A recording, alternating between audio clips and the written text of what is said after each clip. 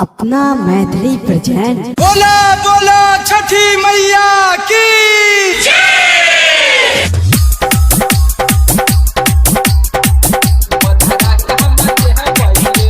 Sangeeta recording studio Hasanpur बाजार।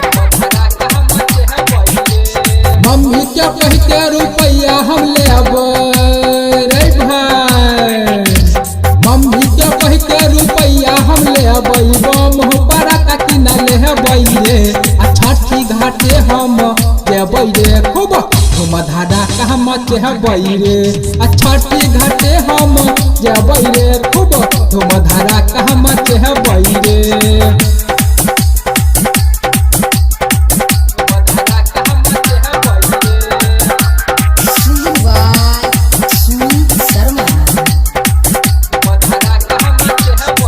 सहल भर छठी पूजा देखही न एलै सब गोटा जाके ओहि जपा डहका उड़े सहल भर छठी पूजा देखही न एलै सब गोटा जाके ओहि जपा डहका उड़े फुटतै पड़ा कहा मरा ठहाका रे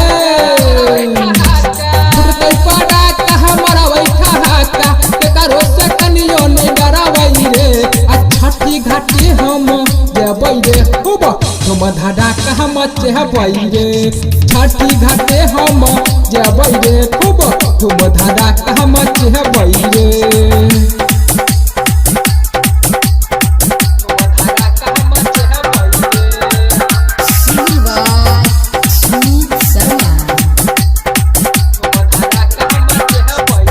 डीजे बहला संग है छठी घाट हम जेबै सिंगर सुमित के गाना घाट पे बजेबै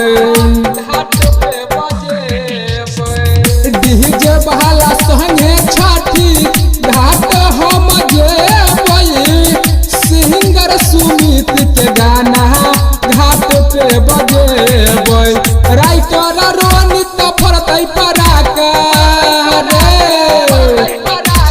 चंदन सोसल फरतै पराका बम पराका किनल हेबै रे छठी घाटे हम जेबै रे खूब धूम धारा काम चेबै रे छठी घाटे हम जेबै रे खूब धूम धारा काम चेबै रे।